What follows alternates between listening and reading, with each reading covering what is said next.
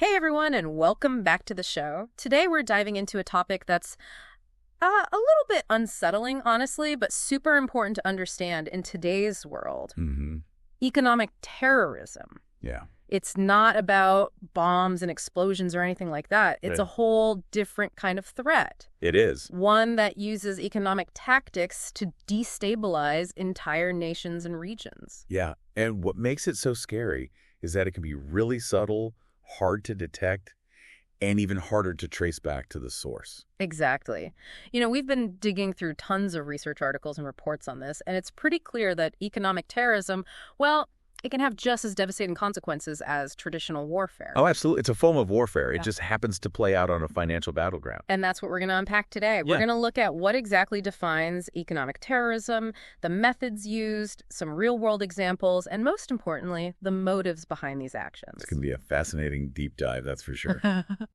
One of the things that really struck me in our research is that this type of economic warfare, well, it's not new. Right. It's been around for centuries, It has. evolving from ancient trade wars to the sophisticated digital attacks we see today. Yeah, we've seen everything from blockades and embargoes to currency manipulation and cyber attacks. It really highlights how, I guess, interconnected the world has always been. Yeah, and how interconnected it is now. Absolutely. And how those connections can be exploited. Exactly. So let's start with the basics. Okay. When we say economic terrorism, what are we actually talking about? Right. So it's not just about a country having a bad year economically. Yeah. It goes way beyond that. Right. It has to involve intent. Okay. The goal has to be to inflict economic pain to achieve a specific political objective. So it's like a form of coercion. Exactly, like forcing someone's hand without resorting to traditional warfare. That makes sense. But you mentioned earlier that it's hard to trace. You can't. So how do we even know when we're seeing economic terrorism in action? Well, imagine, for example, a really sophisticated cyber attack that just cripples an entire country's banking system. Right. It could take weeks, months even, to figure out who is behind it. And even longer to prove their intent. Exactly. So it's this, shadowy world of economic warfare where the effects are very real, but the perpetrators are often hidden. So the attacks might be subtle, but the consequences are anything but. That's right. We're talking about systemic impact here. Yeah, absolutely. What kind of consequences are we looking at? Well, think about the sanctions that have been imposed on Iran over the years. Right. The goal might be to pressure the government, but the effects trickle down to everyday people. Yeah. It leads to inflation, shortages of basic goods, and just widespread hardship. So it's not just governments or corporations feeling the pain, it's the people. It is, and that's one of the things that makes economic terrorism so insidious. It often targets the most vulnerable members of society. So how do these attacks actually play out? What are the tools of the trade, so to speak? Well, we can start with one of the most common tactics. Okay. Economic sanctions. Right. We hear about those a lot in the news. Yeah, and sanctions are basically official measures taken by one country or a group of countries to punish or pressure another country. Right. It could involve things like trade restrictions, freezing assets, or even limiting access to global financial markets. So, for instance, if one country strongly disagrees with another country's human rights record, they might impose sanctions to try to force a change in policy. Exactly, and that's where things get a little tricky. Okay. Because while sanctions can be a legitimate tool of foreign policy, they can also be used in ways that cross the line into economic terrorism. So how do we distinguish between legitimate sanctions and those that are being used as a form of economic warfare? That's the million-dollar question. Yeah. It's not always easy to tell. Right. But one way to think about it is to look at the scope and the impact of the sanctions. For example, if broad sanctions are imposed on a nation's energy sector, that's going to have a ripple effect throughout the entire economy. Right. It's going to lead to higher fuel prices, shortages, and potentially even social unrest. Exactly. And that's when you start to see the line blur between legitimate foreign policy and economic terrorism, because now you're impacting the entire population, not just the intended target. It's creating this pressure cooker situation to try to force change. It is. But it sounds like there's a lot of collateral damage along the way. Yeah, there is. And that's something we need to be very mindful of as we try to understand and address this threat. So sanctions are one tool in the toolbox. They are. What are some other methods that are used? Another one is currency manipulation Okay. and applying financial pressure. Okay, now you've got my attention. You can think of it like a bank run, but on a national scale. Like everyone's trying to pull their money out at the same time. Essentially, yeah. But how do you create a bank run on an entire country's currency? Well, imagine a coordinated attack where speculators start rapidly selling off a country's currency. Okay. And this can cause a chain reaction, leading to rapid devaluation, soaring inflation, and ultimately a complete loss of confidence in the entire financial system. So it's like a self-fulfilling prophecy. It can be, and it's a really effective way to destabilize a nation from the inside out. And I'm guessing that the digital age has only made these tactics more sophisticated, right? Absolutely. We've seen a rise in cyber economic warfare, Yes. where attacks are exploiting vulnerabilities in digital systems to disrupt the economy, and sow chaos. So with everything online now, it seems like everything's fair game. It does, doesn't it? Yeah, what kinds of targets are we talking about here? Oh, everything from banks and stock markets to power grids and critical infrastructure. Think about a coordinated cyber attack on a major stock exchange Oh, wow. that could paralyze trading, wipe out billions of dollars from the economy within hours. It's the speed and the scale of these attacks that's so scary. You hit the nail on the head. And then there's the fourth method, disrupting essential resources. Right. That's like controlling or cutting off access to things like oil, food, or even water. Exactly. And this can involve blockades, embargoes, even acts of sabotage. Wow. Imagine what would happen if a major oil shipping route like the Strait of Hormuz were to be blocked. It'd be chaos, right? Global energy prices would skyrocket. It would have devastating consequences for the entire global economy. And this is all starting to feel like a really high-stakes game of chess, but instead of playing with pieces on a board, Right. we're talking about the livelihoods and the stability of entire nations. That's a great analogy, and it really highlights the complexity of this issue. And it makes me wonder why. Hmm. Why would countries or groups resort to these tactics? That's the most important question of all, and it's what we're going to dig into next. Okay, well then let's take a quick break and we'll be right back to explore the motives behind economic terrorism. It's a big question, right? Like, why would any country or group resort to these kind of tactics? Yeah, we've talked about some pretty scary stuff, We have. but I think understanding the motives behind economic terrorism, that's key to figuring out how to address it. Absolutely. And the motives, well, they can be really complex. Yeah. Sometimes it's about, achieving a strategic advantage. Other times it might be driven by ideology or, even just a desire to kind of disrupt the global order. Right, like throw a wrench in the works and see what happens. Exactly. So there's not always one clear-cut answer. It's like peeling back the layers of an onion. Right. There's always another layer of motivation to uncover. There is. But if we had to break it down, what are some of the key goals that drive these actions? What are the attackers hoping to achieve? Well, one of the most common goals is to weaken or destabilize a rival.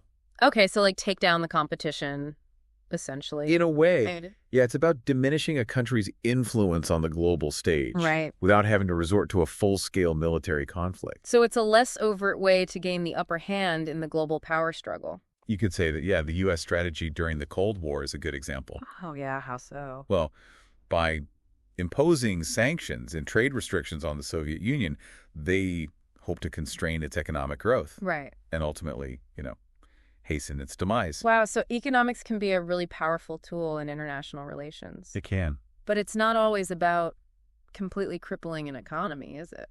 No, not always. Sometimes it's more about applying pressure to bring about specific policy changes. Yeah. Like we talked about earlier with the sanctions on Iran. Exactly. The objective there is to try to get them to change their nuclear policies. Right. It's about using economic leverage to influence political decisions. Now, this next one is, Yeah.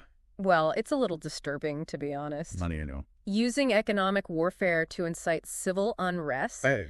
and weaken a country's internal stability. Mm-hmm. How does that work? Well, think about it this way. Right. If you create enough economic hardship, Yeah. people start to get desperate. They lose faith in their government. Yeah. And that can lead to protests, riots, all sorts of unrest. So the goal is to essentially turn the people against their own leaders. In a way, yeah, it's a tactic that's often used when, a direct military intervention is seen as too risky or politically unpopular. It's like creating chaos and hoping that it leads to regime change. Yeah, Didn't we see something like this with the oil for food sanctions on Iraq in the 90s? Yeah, that's a good example. Weren't those seen as an attempt to destabilize Saddam Hussein's regime by creating economic hardship for the Iraqi people? Yeah, they were.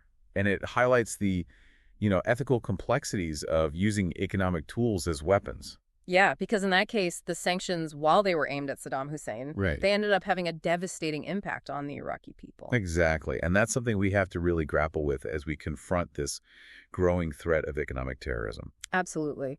So we've talked about weakening rivals, forcing policy changes, inciting unrest. What are some other objectives we see at play? Well, another major goal is to reduce a nation's military capabilities. Okay, so essentially disarm them without actually going to war. Yeah, you can put it that way. How's that done? Well, it can involve targeting key industries, cutting off revenue sources, Okay. or limiting access to technology that's needed for military development. So like a high-tech embargo. Exactly. Are there any examples of that? Yeah. The sanctions on North Korea are a perfect example. Right. By restricting their access to hard currency and targeting their arms exports, the international community is trying to limit their ability to develop weapons of mass destruction. So it's all about using economic pressure to neutralize a perceived security threat. Yeah, it really shows how interconnected economic power and national security are. That's a good point. And speaking of economic power, Yeah. in today's globalized economy, control over strategic industries and resources, that's become incredibly valuable. It has, hasn't it? And some countries use economic terrorism to try and, gain a competitive advantage in these sectors. Oh, absolutely. So it's not just about weakening an opponent. Right. It's also about strengthening your own position. Yeah. And ensuring your dominance in key industries. Exactly. Like, for example, China's dominance in rare earth mineral production. Oh, right. Those are essential for all sorts of high-tech industries, right? They are, from smartphones to electric vehicles. Wow. And by controlling the supply, China has a lot of leverage over other countries that rely on them. So economic dominance can translate into political influence? It can, and Yeah. it's something we're seeing more and more of in the 21st century. Now, there's one more objective I'm curious about. Okay. You mentioned earlier that economic terrorism can be used to undermine alliances and diplomatic relationships. It can. How does that work? Well, think of it this way. Okay. When a country imposes sanctions or engages in other forms of economic warfare, Yeah. it can create friction between countries that are normally allies. Right, because they might not agree on the need for those sanctions. Exactly. It's like driving a wedge between them. It's a way to isolate a country diplomatically, It is. weakening their position on the world stage. Yeah, a good example is the U.S. sanctions on Cuba. Okay. Those have long been a point of contention between the U.S. and some of its European allies. Right. So what starts as an economic action can actually end up having, far-reaching consequences for international relations. Like a ripple effect. And it makes you realize that these issues are so interconnected. They are. Yeah. And it's something we have to be mindful of as we navigate this complex world. Now, we can't forget about the cases where economic terrorism is used to advance ideological or religious goals. Right. We touched on this earlier. But I'd love to hear more about some specific examples. Okay, well, there have been instances where extremist groups have targeted, oil pipelines or financial institutions, Right. seeing them as symbols of Western economic dominance. Yeah. And their goal is to disrupt these systems Mm-hmm. and weaken what they perceive as hostile ideologies or influences. So it's a form of ideological warfare. But instead of fighting on a battlefield, Yeah, the battleground is the global economy. exactly. And it shows that economic terrorism isn't always driven by, purely pragmatic or strategic goals. Right. Sometimes it's fueled by deeply held beliefs and grievances. It's a reminder that we need to understand that full spectrum of motivations We do. if we want to effectively address this threat. Yeah. Now, there's one more objective I'm really intrigued by. Okay. It's this idea of testing and exploiting economic vulnerabilities. Right? What does that look like in practice? Well, you can think of it like a form of economic reconnaissance. Okay. Sometimes countries or groups use economic terrorism as a way to kind of probe for weaknesses. Like a trial run. Yeah, basically to see how a country reacts. Interesting. Are there any real-world examples of that? Yeah, the cyber attacks on Estonia back in 2007, those are a good example. Right. Those were pretty disruptive, weren't they? They were, yeah. They caused a lot of problems, but they also exposed weaknesses in Estonia's digital infrastructure. So it was a wake-up call. Yeah, It was, and it led them to bolster their cyber defenses. Right. So in a way, economic terrorism can be a double-edged sword. You could say that, yeah. While it can cause real harm, Mm-hmm. it can also force countries to address their vulnerabilities and strengthen their defenses. That's a great point, and it highlights the importance of resilience and preparedness in today's world. Absolutely. This deep dive has really opened my eyes to the complexities of economic terrorism. You know, we've seen that the motives behind these actions are multifaceted and the potential consequences are far-reaching. They are. But I'm still left wondering, what does all this mean for the future? What new forms of economic warfare might emerge as our world becomes even more interconnected? That's the big question, isn't it? Yeah, it is. It's a little unsettling to think about. I know. You know, with all this talk about economic terrorism, it really highlights, like, the dark side of globalization. Right. I mean, the systems that are supposed to, connect us and make life better can also be used as weapons in this new kind of conflict. This is a whole new battleground. It is, and with technology evolving at such a rapid pace, well, it's kind of uncharted territory, right? Makes you wonder what new threats are lurking just around the corner. Yeah, it really does. So what's next? What does the future of economic terrorism look like, especially as things like artificial intelligence and quantum computing become more powerful? Well, that's the question, isn't it? I mean, we're moving into an era where the lines between the physical and digital worlds are kind of blurring. Yeah. And that creates a whole new landscape for economic warfare. So what are we talking about here? Give me an example. Okay, imagine a scenario where artificial intelligence is used to manipulate financial markets on a global scale. Right. Or what if a hostile nation uses quantum computing to launch devastating cyber attacks that just cripple critical infrastructure? Okay, now you're just giving me chills. That sounds like something out of a sci-fi movie. It does, doesn't it? Yeah, but instead of robots and lasers, the weapons are algorithms and data. Exactly. And we can't forget about the potential for biotechnology to be weaponized as well. Oh, wow. The ability to engineer viruses or disrupt agricultural systems, that could become a terrifying new tool for economic terrorists. It's a pretty sobering thought, and it seems like the more interconnected we become, the more vulnerable we are to these kinds of attacks. It's true. So what can we do about it? Are we just sitting ducks in this new economic battleground? Well, not necessarily. I think the first step is awareness. Okay. The more we understand about these tactics and motivations, the better prepared we'll be to, develop countermeasures Right. and build stronger defenses. So knowledge is power.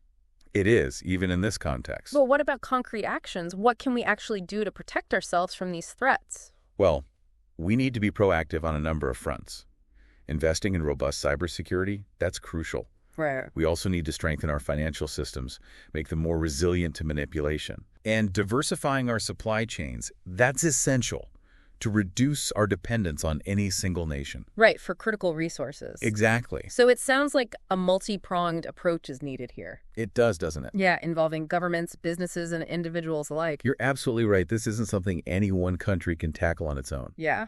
International cooperation is key here. Right. We need global collaboration to establish norms of behavior, share intelligence, and coordinate efforts to counter these threats effectively. It's a reminder that in today's interconnected world, our security and well-being, they're kind of inextricably linked. They are. We're all in this together. We are, and we can't shy away from the ethical considerations either. No, we can't. Like, Yeah. How do we balance the need to protect ourselves from these threats with, the imperative to avoid harming innocent civilians? Exactly. It's a tough question. It is. It's a complex issue. Yeah. And it requires careful consideration and open dialogue. It seems like finding that balance is going to be one of the defining challenges of the 21st century. I agree. It's a conversation we need to have as a global community. We need to develop strategies that are both effective and ethically sound. Well, this deep dive into economic terrorism has been, it's been fascinating It is. and unsettling. Yeah.